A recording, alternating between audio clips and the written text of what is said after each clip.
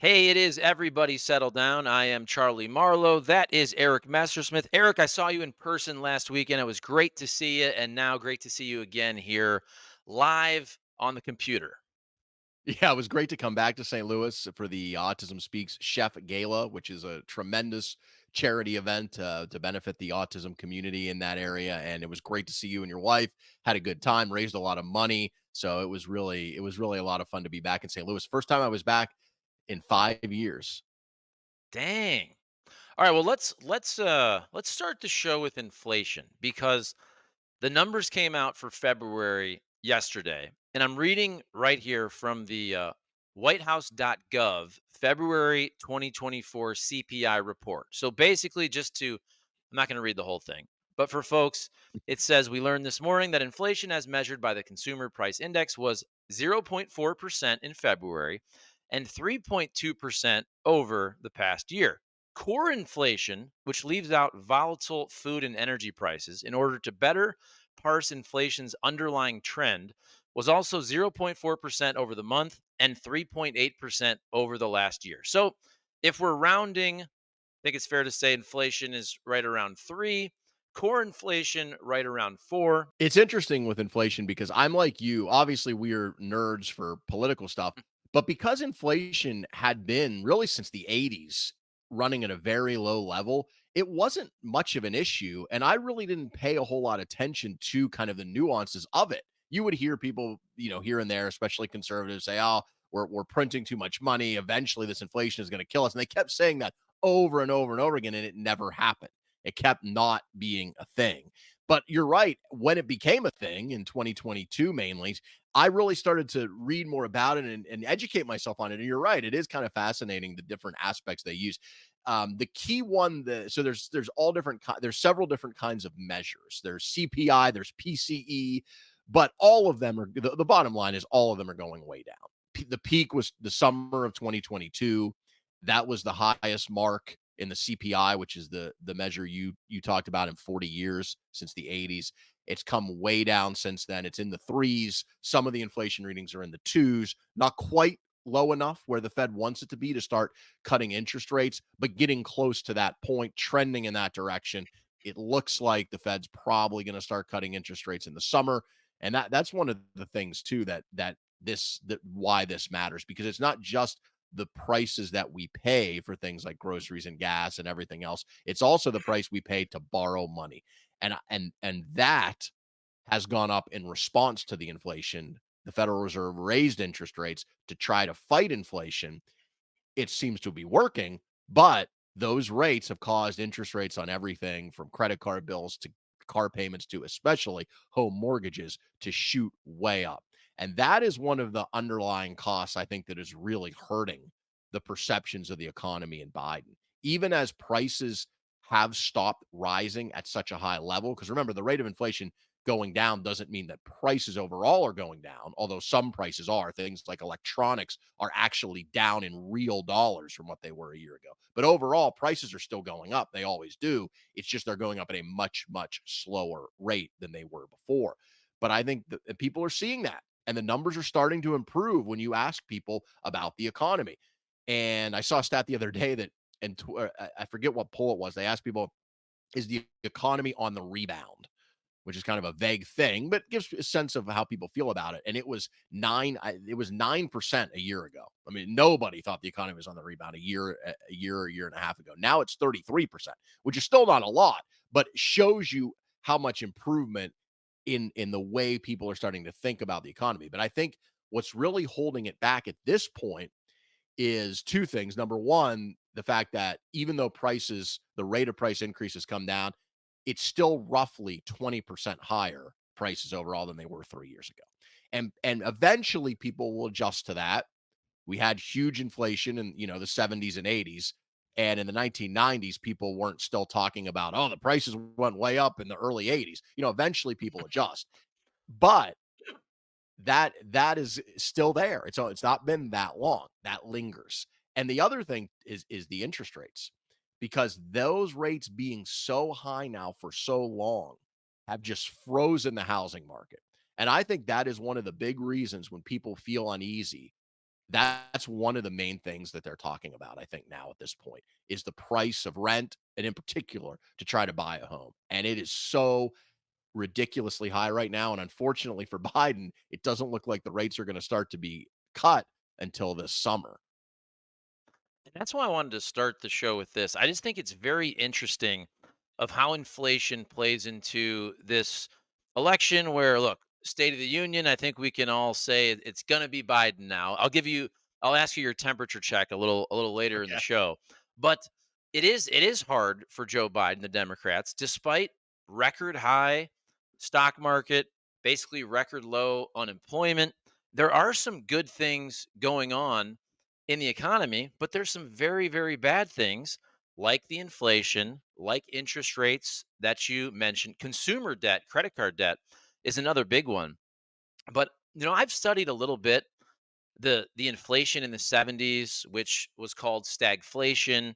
And if you look at the presidential races throughout those years, now obviously Nixon had his own problems, and then Nixon resigns. Ford comes in. Ford pardons Nixon, which politically wasn't great for Ford. But I also think that there was just change in every single election there. If you look at from Nixon to Ford, Ford loses to Carter, Carter loses to Reagan, and then the inflation really didn't get in check until the first year after Reagan. So the reason I bring this up is I think when there's inflation that punches people in the mouth every single day, they usually vote for change. We saw that in the 70s. And even though it's clearly better now because inflation was at about 9%, whatever it was. And if you want to say 3, 4, and you want to say, okay, they're cooking the numbers a little bit, it's not perfect. It's clearly better than it was when it was at 9%. But still for Joe Biden, I do think it's much harder for him to really point to the economy and the stock market when inflation continues to just smoke the general population on a daily basis. It's interesting to compare it to what you're talking about because that really was that period, 70s, early 80s was the last time we had inflation as high as it went in 2022, as I said. And it's interesting because on the one hand, that took so much longer to get under control. It Mhm. started in the early 70s and it really didn't get under control until the early 80s. It was essentially a decade of Mhm. really high inflation. And as you said, it wasn't just inflation, it was the dreaded stagflation, which is basically when you have inflation and high unemployment. You got the worst of both worlds, which some people, by the way, were predicting would happen in this environment. They thought we would get that as well, or at the very least, we would solve inflation, but we would do it by causing a recession, getting very high unemployment, which is basically what happened in the early 80s. Finally, the Fed in the early 80s just said enough of this, and they jacked interest rates up to an incredibly high level. I mean, ask your parents what it was like, what the interest rates were buying a house in the early 80s. It was like they make the 5 or 6% or 7% now look, mild. It was 10, 15, 20% for home mortgages. And the reason was interest rates went way up and it worked. It worked. Inflation dropped very pretty quickly, but the cost was unemployment shot way up. The economy slowed down. So in some ways, this is a way better scenario we are in right now because a lot of people thought, okay, you may be able to get the inflation under control, but if you do, it's going to cause a massive surge in unemployment. Unemployment last month was 3.9%, up slightly, but still under 4%. We have now been under 4% for the longest stretch in unemployment since the late 60s. So in a way, we did something, and I'm not going to give, presidents get too much credit when things go well, they get too Mhm. much blame when things go bad. But the Fed just working out the kinks of the supply chain, whoever you give the credit to, it was a massive decrease in inflation without, so far, a rise in unemployment. The soft landing, as they call it. Now, it's not over yet because, as you said, we're not quite to that 2% goal that the Fed likes before they feel comfortable cutting interest rates. So things could go haywire, right? We still could have that recession. Inflation may start turning hot again, but so far we've managed to do that. So when you look at that, you would say, why isn't Biden in a better position with how people feel about the economy? And I think there are two reasons. The first is just plain partisanship. I mean, if you ask Democrats and independents, and you look at the graph of how they feel about the economy, as the economy has gotten better, as inflation has lowered, as the stock market's gotten better, they have given it higher marks. Republicans really haven't. And we know why. It's the same theme we come back to almost every week. We live in an era of an information bubble. If you had this exact same economic environment 40 years ago, I think you would see better numbers for Joe Biden than you do now on his handling of the economy. Part of the reason you don't is just plain partisanship. But that doesn't, the Democrats always point to that. They point to the partisanship, they point to the media not telling the story, but that's not really fair because it's not just that. It's what I said before. It's the lingering effect of a quick surge in prices. It just holds for people for a while because, of course, it does. Because we all go to the grocery store every week. And yeah, the food prices in the last year are not up substantially, but they are up substantially versus 3 years ago and 2 years ago. And people still remember that it wasn't that long ago. And if you're paying, you go to the grocery store in a year, 3 years ago, you were paying, $200. Now you're paying $250 for the same stuff, which on average is about the price increase. You notice that for a long time.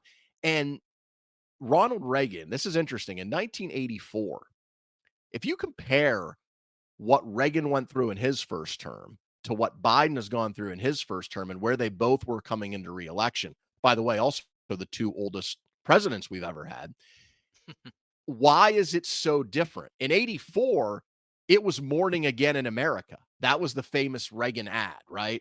We've come out of this. Things are looking great. And he went on, despite being at that time the oldest president ever, to a landslide victory. I think he won 49 states in 1984, right? So we have these two old men running for reelection, similar economic stories. Why is it so different? Well, part of it, as I said, is partisanship and the information bubble. The other part is Reagan could rightly say, this didn't start under me in terms of the inflation. Because as you pointed out, it was a problem that lingered from the 70s. It was a problem in Jimmy Carter's second term or first term, the stagflation, part of the reason Reagan won. Whereas with Biden, the timing of how COVID happened and when he came into office and the recovery started, the jobs numbers went great for him. He's created more jobs, than any president in history. That's obviously skewed by COVID. We all acknowledge that. But what we don't acknowledge as much is Do we part all of the though? inflation problem. Well, okay. Is Like is it was he shouldn't even say that. I hate to say it, but like he shouldn't 15 million jobs he said at the State of the Union. Like we all right. know the majority of those, and I'm giving him credit by the way, but the majority of those are people getting their jobs back after COVID. So I hate when both sides do that. So I got to call Yes. Joe out on that. Yes. If you're trying to be fair, okay, because it's so interesting how 2020 created and 2021 as well created such a statistical blip in so many things, crime. Look at the number of people killed in traffic accidents. For some reason in 2020, it went crazy, even though people weren't on the road nearly as much because everything was shut down. All of these things, depression, anxiety, we had so many things in our society that went crazy. And it coincided with the end of one presidential term and the start of another. And that's why anytime people try on either side to use these numbers, I'm like, wait a minute. So, for instance, if you were trying to be fair, okay, you would not blame Donald Trump for the job losses that happened from March of 2020 till the end of his term, right? Hmm. But you also, if you were being fair, wouldn't blame the ensuing spike in inflation that happened all over the world completely on Joe Biden because he happened to be the president when it occurred. Just like Trump happened to be the president when the economy shut down and the world basically shut down and we lost all those jobs. Of course not. You would, but that's not what each side does. Each side cherry picks and tries to frame the arguments in a way, like for instance, crime spiked dramatically in 2020. Was that Donald Trump's fault? But yet both sides want credit for all the good things that happened because of the way that COVID distorted the numbers, but they don't want any of the blame for the bad stuff that happened when really the reality was both the job losses and the inflation were a large part of the COVID response, not just in America, but around the world. But because it, again, getting back to my differences between Reagan and Biden, Reagan came into office with the numbers high and they actually got higher a little bit in his early tenure. But because it started before him, people didn't give him the blame, they just gave him the credit for it getting under control. With Biden, it's different. The credit is coming too late, and the blame is already etched in because it started to happen on his watch. Yeah, and the reason I wanted to start with this on the show is because all those things you said, it plays so much into this presidential race. And look, both sides do try to take credit for the good things, kind of pass off the bad things. But I really believe in this 2024 election cycle that it's going to be a really tough task for Joe Biden because the arguments are so much more simplistic for Donald Trump because of all the reasons you just stated. And I'll give you a couple more. Now, you live in the LA area, so I'm sure gas is obviously way higher. But here in St. Louis, gas was hovering around $3 for a good long time here. It just went up about 30 cents. It just went up to $3.30, which isn't a little drop. I mean, that's 10% increase. And people feel that, they see that, yet we're producing more oil and more energy than we've ever produced in our nation's history. There was just a report out recently that we are now truly energy independent across the board for the first time, and I think it was 40 years, whatever it was. Correct me if I'm wrong, but I just read this article the other day. The other thing is inflation. You probably saw this and heard this during the State of the Union. We are recovering. We have recovered faster than pretty much every other advanced nation. But that is a hard argument to make because we don't Right. live in Argentina or France. So that's true. And if you're being fair, you should actually give Joe Biden some credit. You should give Joe Biden some credit because he has been in charge as we have recovered faster than all these other advanced nations. That's a hard argument to make to the average American who's going to the grocery store, who's going to the gas pump. Despite those numbers I cited, despite us producing more energy than we've ever produced, it's just a really, really hard argument to make. And and that's where you and I, who are nerds about this, if you ask people who really study this, the obvious disruptor in the last 4 or 5 years, the obvious disruptor was COVID. It was not Donald Trump handing the baton to Joe Biden. Now, I understand, and I'm repeating what you said. It's very easy when we printed all the money 2020, 2021, which was Trump and Biden, but you didn't feel the inflation until the next 2 years, now three, 2022, 2023. Here we are, a third or what, a quarter of the way into 2024. We're still feeling it. Now, the reason we're feeling it is because of all the supply chain disruptions and all the printing of the trillions of dollars in 2020 and 2021. But again, it just took me 2 minutes to explain that. That doesn't fit in a 30 Right. second ad, which is why for the 80th time, I'm just saying Joe Biden has an uphill climb because his arguments have to be really, really nuanced, where Trump's arguments are much more simplistic. Right. And that's where Trump is the best. Just saying, hey, was your life better when I was president? And most people say before COVID, yes. You're right, and that is where the candidate performance in the presidential election matters, and I'll get back to that in a second, but the first point is, the thing that Biden, at this point, the best case scenario for him, and what I think is a pretty likely scenario, which is why he should feel fairly good about it, the reason the stock market is up so much, partially, is because they are betting again, the data is leading you to believe, especially if you just because the inflation numbers we're talking about are 12-month, right? That's what we're talking about year over year. What is the inflation rate now versus 12 years ago? That's kind of the long-term standard we've used.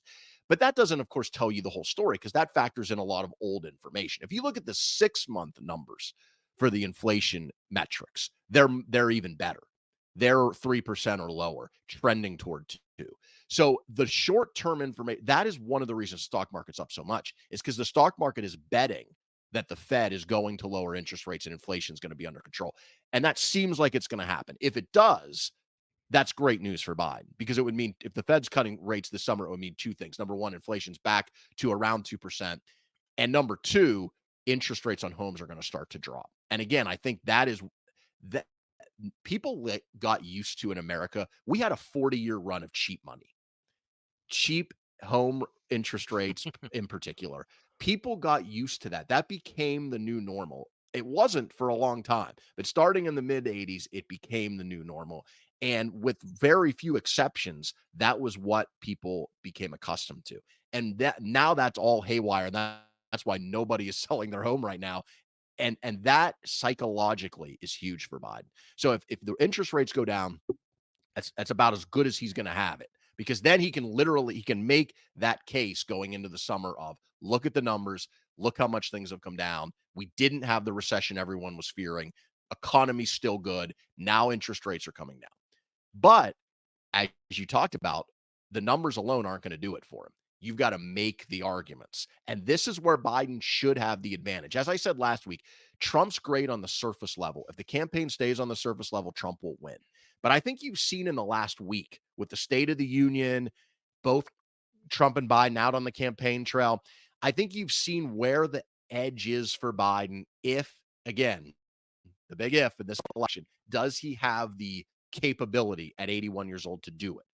And the edge is on the details. Like Biden, his State of the Union came out with a nice proposal. Home buyers get a credit for the next few years while things are tough. Biden has proposals on things like, childcare. He has a way to pay for it with a 25% minimum tax on billionaires, which you may agree or disagree with the policy, but polls show you generally that's pretty well supported. The policy details with Trump aren't really there on things like inflation, other than, I want to cut taxes and deregulate and drill baby drill, like things that sound good, right? Again, he's a master at that. But once you get into the weeds and the nitty-gritty, I think that's where Biden, as a man of Washington who understands these things very well, has the advantage. And we'll see. The State of the Union gave me some optimism that Biden will be able to make that case and prosecute that case against Trump in the campaign. But that was one night, and we've had a week of campaigning. We've got 7+ months to go. Okay, so you sent me this article from The Hill about Joe Biden not really getting a polling bump after the State of the Union, which surprised me. I thought he would. So let's get into the State of the Union a little bit. I know it was a week ago, but obviously it's a huge deal, and I think it was a really good night for Joe Biden. And I think for Joe Biden, that's why I'm surprised that there wasn't a little bit of a poll bump. But I think for him, it wasn't as much about what he said. I think he said some good things, but it was about how he said it. And again, because he is in his 80s, people have the big question of, is he up for this? Is he fit? Not just to be president, but also running and going against Donald Trump and debating. And so I think that was a good night also for the Democrats. I ask you each week about your temperature check of the percentage, and I think at this point, if you're a Democrat, you have to realize now it's going to be Biden. Okay, we all wondered, oh, Michelle Obama and Gavin Gavin Newsom. No, it's Newsom. right. It's going to be Joe Biden. And here's the other thing about the timeline. Look at, first of all, debates, if we have them, and we better, but that would be September. Look at when the convention is for the Democrats. That's August. Now, I don't think this is good strategy. We may not really hear from Joe Biden in a big way like that for 5 months. Think about that. And I think that's bad if that's the case. That's why he needs to do more interviews and all that. But I do think, look, Republicans for the most part have made up their mind. They have. And that's why it's funny. I posted this video, and anybody who's Republican, they couldn't even admit that it was a good night for Joe Biden. And by the way, I criticize Joe Biden all the time. And I'm fair enough. I can acknowledge, I don't care if I like Biden or Trump or neither or both. We should be able to acknowledge, hey, that was a good night for Trump. That was a bad night for Trump. That was a good night for Joe Biden. That was a bad night for Joe Biden. So I think at the minimum, even though there's been no polling bump, I think he's proven to Democrats he's their guy, like it or not.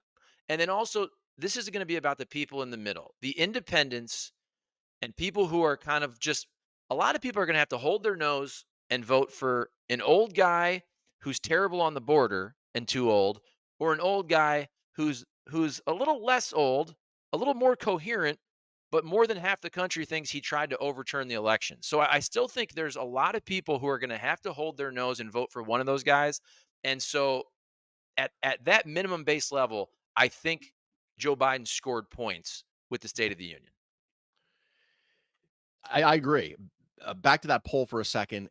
I, I was a little surprised, but it was one poll, and I think it actually started taking data like right after the State of the Union. And remember, the way we consume media in 2024, people aren't watching things necessarily live. Yeah, some are, but they're getting it through social media. They're seeing clips. They're having it filtered through whatever media they consume over the next several days. So I will trust polling more maybe that comes out next week or the week after. I want to see more. I think the race is going to tighten over the next month. I think by the time we get to, it's already pretty tight. I mean, the average of the polls I just checked today on Real Clear Politics, Trump is up plus 1.8, I think. I think we're going to be, my guess is, if I, maybe I'm wrong, and if I'm wrong, it's a very bad sign for Biden. I think they'll be roughly even by the end of April, maybe a slight edge for Biden. We'll see. But this was a great night for Biden, the State of the Union. And the way you know it is because coming into the night, the question is this guy going to fall flat on his face? Like even Democrats, I know a couple of Democrats that were like, okay, I watched that. I couldn't even watch it, or I was so nervous watching it, just hoping. And that was the attitude of a lot of people going in. But afterward, what was the criticism you heard of it? It was too over the top.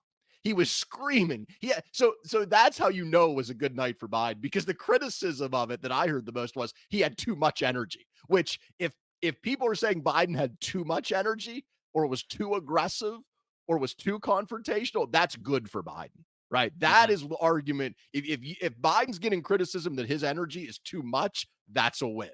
Okay, so it was a good night for Biden on energy. And look, ideas and policy, as I pointed out before, I thought he had some nice things in there that kind of began setting the framework of what a second term would look like.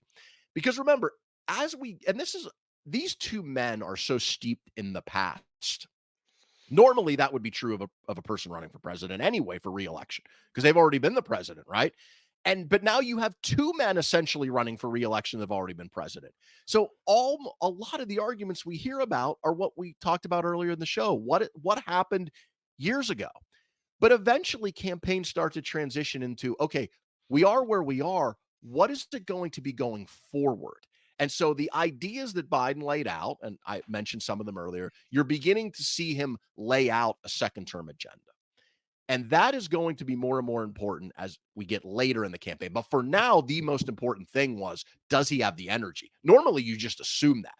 You assume that both candidates will have, a required amount of energy to make their case. And then it will be about who has the better ideas, who runs the more effective campaign. With Biden, we were concerned he would even hit that minimum threshold of, okay, is he going to be in this? And for one night at least, he looked like it. He really did. And then he followed that up with campaign visits to Pennsylvania, with Georgia, to New Hampshire. Today, I think he's in Wisconsin. All of that within a week. Remember, people were saying, oh, is he going to be in the basement? Is he even going to go out and campaign? Well, how about 4 swing states in 7 days? I mean, that's more than Trump is doing, right? And he did an interview. Remember, I said last week, do a real interview. Now, it was MSNBC, so it was friendly media. I didn't watch the whole thing, but I saw some clips, and they were asking him good questions.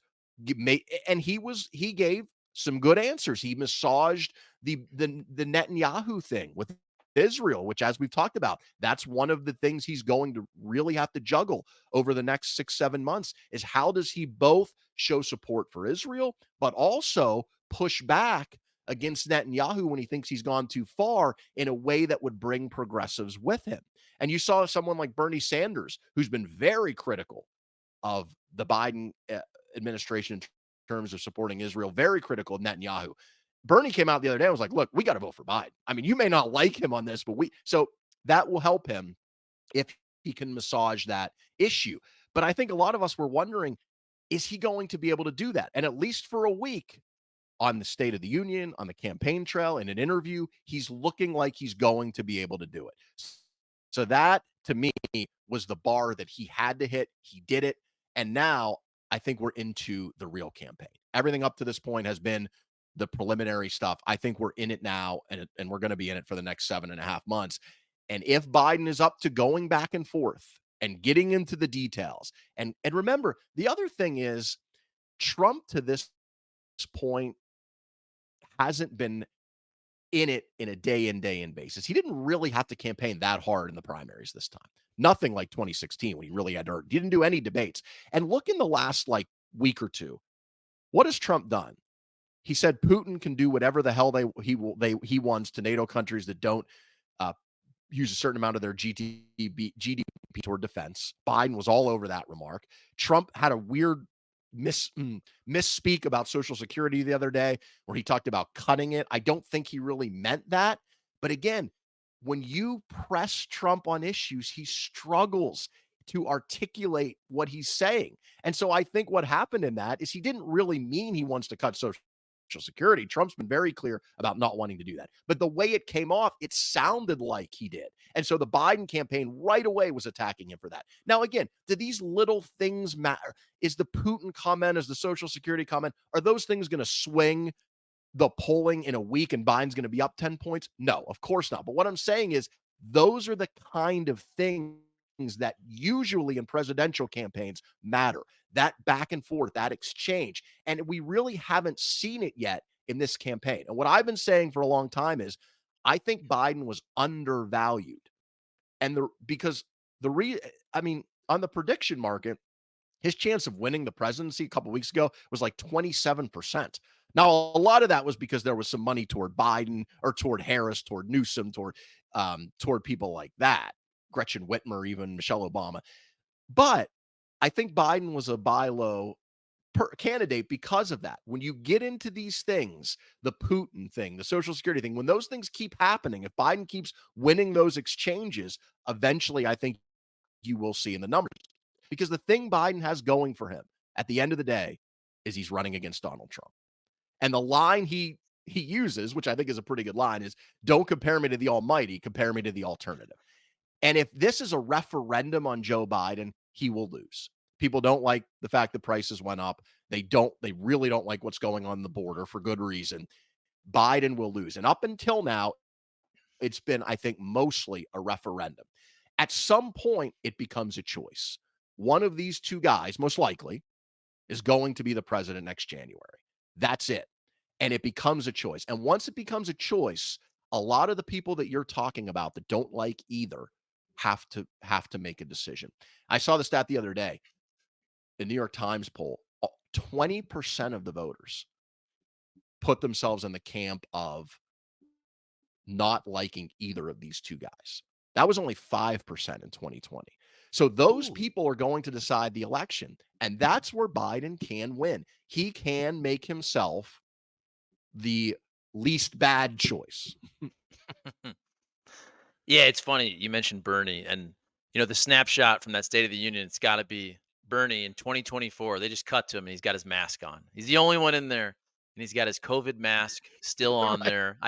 You had to chuckle at that. And it's funny too because you mentioned And let me you just can say a real lot quick, of times. Bernie is very I just want to say Yeah, real go quick, ahead. Bernie is like if you're saying who are the people to watch this year that aren't Trump or Biden, right? Obviously RFK Jr., Kamala Harris is going to be very important. But Bernie is sneakily an extremely important figure this year because he still commands a tremendous amount of respect from the progressive left. And a lot of the people, he's like the moral voice of the people who are mad at what Israel is doing and the terrible Mhm. situation in Gaza right now with children starving to death, literally, and many more on the brink. And he has the credibility to speak to those voters. And those voters aren't going to vote for Donald Trump, but they might not vote. They might vote for Jill Stein, the Green Party candidate, or Cornel West, who's running as an independent, a liberal college professor. And if Cornel West gets 3% of the vote in Michigan and Trump beats Biden by 1%, I mean, that's a possible scenario. So Bernie is going to be very important for Biden this year to help bring those people back and be like, look, are you really going to throw your vote away to Cornel West? Are you really going to sit this out?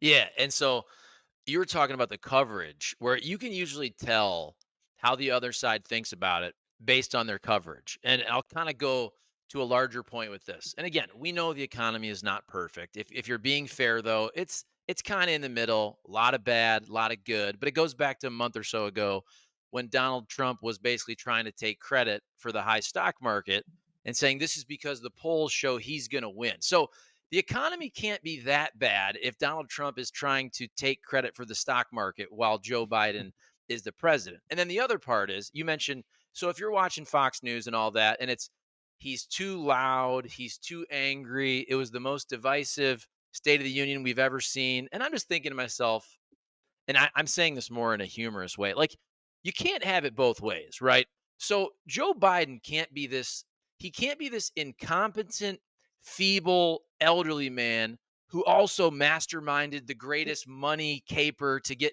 him and Hunter Biden all this money. He can't be both. He can't be the master plotter and also be the feeble, elderly man. Same with the State of the Union. You can't say, oh, he's Sleepy Joe, he's a corpse, he can barely walk, he's going to fall down, and then say, no, actually, he's too loud, he's too energetic, and he's too divisive. So I laughed at that. And another thing, so the Katie Britt deal, which doesn't really matter, but it was funny and it was an SNL deal. I didn't see the whole thing with Scarlett Johansson, but I always like to check myself and check my own bias and ask other people. I go, because I thought Joe Biden did a good job, and I think he did. And I was watching Katie Britt, and I'm like, this is terrible. And I'm asking other people, my family members, and the consensus was no, this was terrible. That's not being partisan, by the way, because I can say again, Joe Biden, bad night, good night, Trump, bad night, good night. And by the way, Katie Britt, that doesn't matter. I know they were going after the proper demographic with abortion and all that, going after women, suburban women. That was the right play. It was a horrible delivery. It was the most overacting, and I'm excited, I'm sad, I'm mad. It was crazy. And I went on Twitter, and Clay Travis, who is a big conservative, and he was saying how great of a response it was. So I just had some fun and I went to the comments.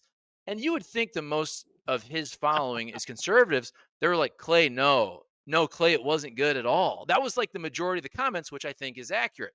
This all gets back to what we said earlier of just the hyper partisanship. You got to be able to call a spade a spade. I can say when Joe Biden sucks, I can say when he's good. I have no problem. I don't like Donald Trump, but I can say he had a good night. I can say he had a bad night.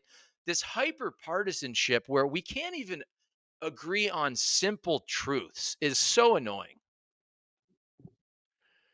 The Katie Britt thing was a great example of something that was so bad. And these things luckily still exist, right? That they are so either bad or good, in this case bad, that pretty much everybody agrees. You know, maybe not Clay Travis, but his people, like, and I saw a lot of conservatives were like, "What the hell is this?" It was just terrible execution. They obviously picked the wrong person. You're the Republican Party. You want to appeal to modern women, right? And so what do? You put a woman who's, by the way, an incredibly accomplished woman, right? An Mhm. incredibly accomplished person, and we put her in a kitchen. So that, I mean, the whole thing. And again, it goes back to what I said earlier about Biden. One of the best things he has going for him is not just trumpet, but the MAGA control of the Republican Party, which is now not 100%, but pretty much in place, where MAGA is now running the party. And you saw the contrast with how good Biden was. Again, even if you don't like his policies, how good he performed and how poorly she did. It was a really nice contrast for Biden to have that. But getting back to your larger point, the reason that broke through with Britt being bad is only because it was so bad. What happened is, it used to be that, we've always had partisanship. We've always been in our bubbles. But it used to be if things were outside of a range, and I'm holding my hands, if you're listening on the podcast, about maybe, I don't know, 4 inches apart. If it were outside of this range, we all were able to call it out. What's happened now is it has to be out of a range, and now I'm holding my hands about, I don't know, a foot and a half apart. Now it has to be out of this range for us to call it out. Now, Mhm. and Katie Britt's performance was, but most things aren't. Most things are not that bad or that good that we can pretty much all universally agree on them. And so what's happening is more and more stuff in the middle just gets thrown into the partisan echo chamber. And that is one of the reasons that I am not convinced that even if Biden is up to this, even if he is able to make the arguments, even if he is able to get the election into a choice and into the kind of the weeds of substance and policy, even though I think he has advantages there, I'm not convinced it will be enough. And the reason I'm not is because I don't know to the extent that facts and logic matter anymore. They still do matter, I wanna be clear, but I'm not sure that they are the trump card, pardon the pun, anymore. They used to be. At the end of the day, yes, we had extreme partisans, yes, we had partisan media, but what was happening actually mattered. People were able to look at things, and they were able to see and tell unlike things apart. And I feel like we are, as a collective, our society, we are losing the ability to do that. And that is why this is going, part of the reason this is going to be such a crazy year is the echo chambers have gotten so loud, the tribalism has gotten so embedded in our politics that I just don't know how much events and facts and policy and detail matter. They used to matter a lot. They used to be decisive. You know, no matter how slick you were, no matter how well you could package your product, if you just didn't have the facts on your side and the policies on your side, you generally lost, even if you were a good politician. And vice versa, even if you weren't a great politician, you still could do well. And I just don't. I think that's changing. I really do. I think we live in just a different world now, and I'm not sure how much all that stuff really matters. I think this was a great example with the Hunter, the Joe Biden impeachment effort in the House. I mean, there's just nothing there. There just isn't. If you look into it, if you go below the surface at all, the difference in the documents. This came out this week. Biden and Trump both had classified documents. So did Mike Pence. So do a lot of former politicians. And one is charged. Trump, one isn't. Biden and Pence also not charged. So I guess two aren't. And this week, who was the special prosecutor who did the report, a Republican, by the way, who decided not to charge Biden, he testified before Congress on Tuesday of this week. And in his report, if you read it, read like, you don't have to go far into it. It's like 380 pages. You don't have to go that far. Go like, read like 10, 20 pages in. He lays out very clearly the differences between what Biden did and what Trump is alleged to have done. I say alleged because he hasn't gone to trial for it yet. And he lays it out. They are not at all alike. They just aren't. They handled it completely differently. When the documents were discovered, Biden turned everything over. He cooperated. He sat for an interview. Trump got a subpoena and still didn't hand them over. He was hiding them. He allegedly tried to have security footage erased, tried to have them hidden and moved. But yet, if you listen to partisan media, they will tell you that they're the exact same thing. And Biden Mhm. got off the hook, and it's partisan warfare. The Trump is being charged. It's the inability to tell unlike things apart. We just don't have that anymore to the extent that we used to. And, it's not a great sign for our democracy. Not great. It isn't. But look, I'm telling you, man, this gets back to my earlier argument about everything is more simplistic with Trump. You have to, no one's going to read, I didn't even read that. And I feel like I'm pretty well informed. No one is going to read that report. It's very easy for the Republicans to say everybody does it. Oh, it's the same. Biden did it. Pence did it. Trump does it. They're going after him. They won't let him do anything. It's not the same, but making that argument is really, really difficult. Now, you mentioned the impeachment of Biden and also of Mayorkas. And we can wrap this into this Colorado representative, Ken Buck, who is going to retire at the end of his term in November, and he's just peacing out now. And if you read and hear from why he did this, he cites some of these political impeachments. And this is a Republican. This is an old school conservative guy. And he said, look, the impeachment of Mayorkas wasn't proper. The impeachment of Joe Biden wasn't proper. There was no there. And by the way, again, just so everybody knows, that doesn't mean that Mayorkas did a good job. Okay. There's one thing, there's bad policy. I think most people would agree. Biden, Mayorkas, the Democrats right now, really bad policy on the border. That doesn't mean you can impeach the guy. Same with Biden. There was nothing there. And so this politicalization of everything, but by the way, just trying to impeach Biden is enough that people say, "Oh, he was impeached," right? Like nobody looks into it. Say, "Oh, Biden got impeached too." Like nobody really sees and looks into what's going on there. So, I ask you this because the Ken Buck thing, we've had this line of discussion the last couple months about you know, from a governance standpoint, the Republicans aren't serious people. They're not trying to get anything done. And now some of their own dudes are leaving and peacing out. And we know what's going on with Mitt Romney. And clearly they're not passing this bill, this immigration bill, which would be great on asylum, clearly for political reasons. And I just went on a little rant for 2, 3 minutes, but I don't know if it matters. It's what you said earlier. I don't really know if that matters because it's not easy to digest. No, it's not. And look, my prediction is that they're not even going to bring the Biden impeachment up for a vote. They're I don't I because they'd be embarrassed. They'd lose. They'd lose it even with this extremely partisan House majority. I don't even think they'll bring it up for a vote because there's nothing there. I mean, the star witness, quote unquote, has been indicted and is facing charges for allegedly lying about Biden based on information he got from Russia. I mean, real, Russian collusion, not what Trump was accused of. I mean, this is just, there's nothing there. And Buck knows it. And as you mentioned, Buck is not a liberal. He is a hardcore conservative from a rural district in Colorado that's like Republican plus 30. Lauren Boebert, by the way, is switching districts in Colorado to try to run in his district because she knows she can't win in hers, which is more moderate. Mhm. And yet he's looking around and he's like, look, this is crazy time. And it is. And he's right. And as we talked about before, the Ken Bucks, the Romneys, people who aren't even necessarily moderate, like Mitt Romney's not a moderate, he's a conservative. Liz Cheney's conservative, but they're considered moderates because they're like, hey, maybe we should, I don't know, not try to overturn elections. Maybe we shouldn't try to impeach people without evidence. So they're labeled as moderates. They're really not. They're just not MAGA. And those people are either leaving on their own, like Buck is, or being defeated in primaries, like Liz Cheney was in the last election cycle, because they see the writing on the wall. They know, what the current party is.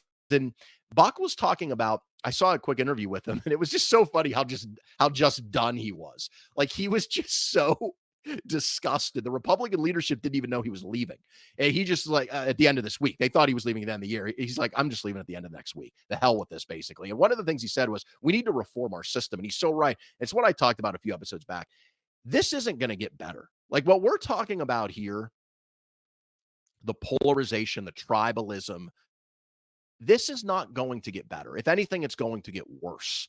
And we're going to be able to see less and less calling out of people. We're going, even if they're doing extreme things, we're going to be able to do more whataboutism and more and less being able to tell things apart that aren't similar. So there's no easy fix to it. The only way to fix it, in my opinion, is you have to change the system and the incentives. You have to go to what I've said earlier. We have to go to ranked choice voting because people respond to incentives and the incentives keep getting worse and worse. And so the politicians are going to get worse and worse, both in terms of the quality of people you elect and in terms of what they do, even if they're good people. And you have to change the incentive and you have to get away from partisan primaries because that's what these people care about mostly in the House. Most of them are not in competitive districts, even in the Senate to some degree. They care about the primary, getting through the primary. Almost nobody votes in the primary in most years. It's a small subset of people who really, really are care about things. They're super partisan. They're in no way representative of the electorate at large. And they are the people making the choices and driving the incentives in our politics today. All right, Trump, Georgia news. What are we going? This is again where you say sometimes facts don't matter, sometimes people don't read. I'll admit that I kind of perused the Hill article about the Trump Georgia deal. Clearly, it is a good thing for Trump. What's happening there? But break it down for me and everyone else. Yeah. So three of his charges in Georgia. Remember, Trump's facing four sets of indictments, four different cases. In the Georgia case, Trump for trying to overturn the election, three of those counts were thrown out by the judge today. Now, Trump still has other counts he's facing, and the prosecutor could refile these charges, but that would delay things further. But then in Georgia, of course, you have this situation with Fani Willis, the prosecutor who had an affair with another of the prosecutors in the case. So the judge is going to decide this week whether she can even stay on the case. That case is the tea leaves there are looking like that's going to be pushed until after the election. So this is another legal win for Trump, just like the Colorado Supreme Court case where he was allowed to stay on the ballot. I think rightfully, in Colorado and all around the country. And also the Supreme Court deciding to take the immunity case a few weeks ago. If they had not done that, if they would have just let the lower court ruling stand, Trump's immunity claims would have been thrown out and he could go to trial for the federal election interference case. Now, the Supreme Court's not even going to hear that till late April. They probably won't decide until June. So the bottom line is Trump is winning in getting these cases pushed further and further back, which of course is what he's trying to get them pushed until after the election. The only one that it looks like going to come down the pike anytime soon is the best one for Trump, and that's the one involving the alleged campaign finance law violations related to Trump in 2016 paying hush money to Stormy Daniels for his alleged affair with her. That one is scheduled to go to trial here in a week and a half, and it looks like it will. But that one is the weakest case. I think most legal experts say it's the one Trump has the best chance of winning. It's charges that people, I mean, come on, like trying to overturn an election is one thing. Violating campaign finance laws in terms of not correctly paying hush money to a stripper or to a porn star that you had an affair with, most people are like, come on, you know what I mean? I'm not saying he did or did not violate the law. I don't have an opinion on that. But my point is, in terms of is it a big deal to the average voter? The answer is no. It's not going to move the needle. I, I don't think he even is facing, even if he's convicted, it's very little or no jail time. So this is the one he wants to have if he has to have any before the election. Whereas the other three that are more damaging to him to trying to overturn the election, January 6th, the classified documents case, those keep getting pushed back further and further. That, so far, we'll see what happens this summer. That's a big win for Trump. And I'm sure that's all a coincidence. It is kind of interesting that we do have the most. I think it's fair to say the most extreme conservative Supreme Court that we've had in a long, long time. And it is kind of interesting how some of these cases, maybe the one that doesn't mean as much, all of a sudden is getting heard quickly. And the one, let's be real, there's only one that really matters. The one that really matters, and we've talked about this a ton, is the federal case about trying to subvert the election. That is the one that really matters. And I feel like if Trump was convicted, you would think he would lose the election because of that. But hell, I don't know these days. But it is kind of interesting the timing of that. I look, life isn't fair. Politics surely aren't fair. But I think it would be very unfair if that case wasn't heard before the election. I think that would be BS, but good chance that could be the I case. agree. And look, to defend the Supreme Court on this, I will say when they grant a case in the spring, typically that case is heard the following term, which starts in the fall. So normally, if they agree to take a case like they did with this Trump immunity case, they would hear it in the fall. So in that regard, they are expediting it by hearing it in April, and they'll have a decision, I'm sure, by the end of their term in June. So to be fair to them, and also, I would be shocked if they don't reach the same conclusion that the lower court reached, which is Trump does not have presidents don't have absolute immunity. They can't just do whatever the hell they want while they're in office with no threat of any ever having any kind of criminal prosecution. So I think even this Supreme Court will do the right thing at the end of the day. I think they will reach that decision. It may not be unanimous, but I think that's the decision they will reach. I think we'll have that decision in June. And if we do, and if it's conclusive, then there is still time to have that case in the summer. And we should. This case was filed a year ago. Trump has tried everything to delay it. The American people have a right to have that case. I think, call me old fashioned. I think it's fair that we should know if one of the two major party candidates for president tried to criminally overturn an election in America. I think Whoa, to you have a sound jury you weigh in sound on that. partisan. I mean, I know it's a hot take, right? Now, that's one question. The second question is what you said. Will it even matter? I think it will because again, it's not going to matter for the partisans on either side. They've long ago made up their mind. But when I get back to that 20% of people in that New York Times poll who said they don't like Trump or Biden, those people are going to decide the election. It's not going to be the super partisans on either side. It's the people who really think Biden is too old, but also think Trump is too shady, who don't like the personality of either man, who wants somebody else.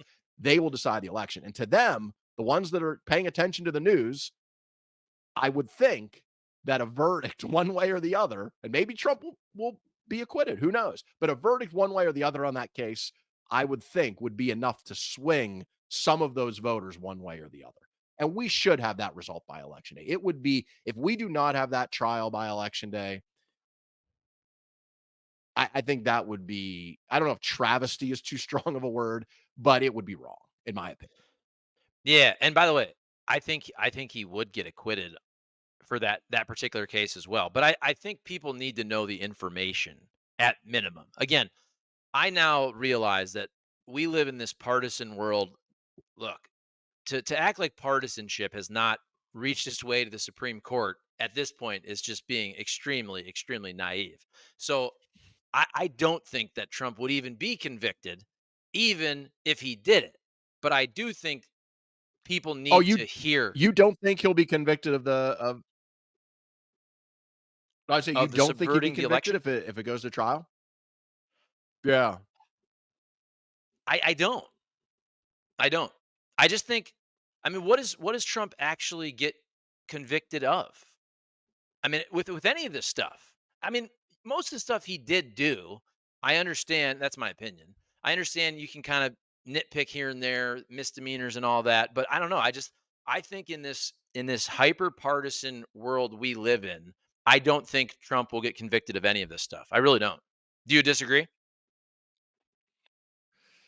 Uh, the New York trial that's coming up in a few weeks, I'm not sure. I think he's got a decent chance there. The January 6th trial, I think there's a good chance he's convicted for a couple of reasons. First of all, it'll be in Washington, D.C. So the jury poll is, and this is one of the things he's argued is it's not going to be fair to him. It's going to, it's tough to find a Republican in Washington, D.C. Also, Jack Smith, I haven't looked into the case a lot yet. I will as it gets closer if it happens. He seems to be pretty confident in this case and thinks there's a lot of people that have a lot of testimony to give about conversations Donald Trump had. And that's the other thing. Even if he's not convicted, you're talking about, I don't know how long this trial will be, 4, 5, 6, 7 weeks of constantly on the news, people being reminded of all the crazy shit Donald Trump did publicly and privately to try to overturn an election. And if that happens for a month or two, and then he's convicted, like, I don't know, 2, 3 months before the election, that has to matter, right? I mean, if that doesn't matter, we might as well just all quit. I mean, we might as well just shut the lights off in America, be like, look, it was a nice experiment. We made it from 1776 to 2024. That's a hell of a good run. Hey, we're almost to 250 years. Like, we had a nice run. We did some good things, but it's just not working out. Let's just go our separate ways, or let, have a dictatorship or all move to another country. I just can't believe that wouldn't matter. But, as you said, that's why politics is so scary slash interesting in 2024, because the roles are completely different. Okay, I was going to end on TikTok and potentially banning TikTok, but I think everybody agrees on that anyway. I just want to finish with, no, I really don't think it matters because look at what we're talking about. We're talking about something we already saw.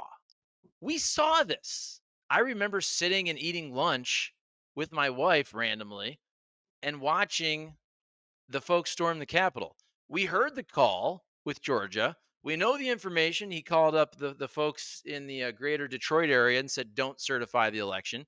We literally saw the storming of the Capitol. We saw his first tweet, which was later deleted. Mike Pence didn't do his job. I mean, to me, that's enough. I'm sorry. Maybe I'm crazy. It doesn't matter. Like we already saw this. It's crazy. We talked a couple weeks ago about Mitch McConnell. He knows what happened, and he didn't convict in the Senate for the second impeachment because he thought Donald Trump would never come back. Donald Trump always comes back. Like we saw this happen. And then all of a sudden, okay, if somebody releases footage of the QAnon shaman walking through the back, oh, does that then delete the cops getting beaten in the front or whatever? I don't remember the exact specifications of the building. None of this matters. We already saw this happen. It just doesn't matter. I'm sorry. Right? I think that the one well, I think the one reason it might is because another phenomenon of American society in 2024 is we have no attention span. Like, we Yeah. have been trained by social media. I even felt like I did not grow up, with social media, obviously, because I'm an old, right? So I grew up, Neither did I I. had like the dial-up modem. So I certainly didn't have a smartphone. I certainly didn't have AI. So I shouldn't be susceptible to this, but I am, like, with the short attention span stuff. Like, things I used to be able to do, like sit down and watch things for long periods of times, tolerate commercials. I can't do that anymore, and I'm old, let alone people who grew up with the AI and the algorithms and the smartphone. So my point is we have no attention span. So even though to you, someone who follows this closely, you remember that day, you remember the details of what Trump tried to do, but you're an outlier. Most people, yeah, they were aware of it then, but then they went about their lives. And 3 years have gone by. And as we've talked about before, certain elements of the internet in particular have rewritten the history in a way that is, shall we say, not accurate. So what I'm saying is a 2 or 3 week history lesson that gets a ton of media attention as this would, it would, every media outlet's going to have to cover this. It's a 2 or 3 week trial is going to be the biggest story in the country, that in the heat of a presidential campaign on these charges. Those things coming up and people being reminded and their memory being refreshed. Again, will that matter for 80% of the people who've already made their mind up? No.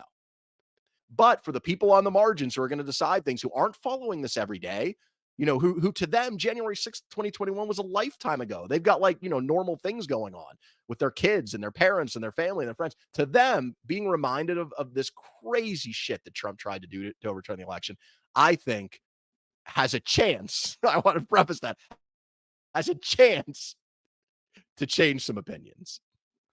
All right, let's leave it at that. Eric, great job. Good to see you last week. Good show here. Anybody watching, please, or listening, comment, like, subscribe, share the videos, share the channel, let people know, put it in your group text and all that. Good stuff there, Eric. And I'll see you next week, buddy.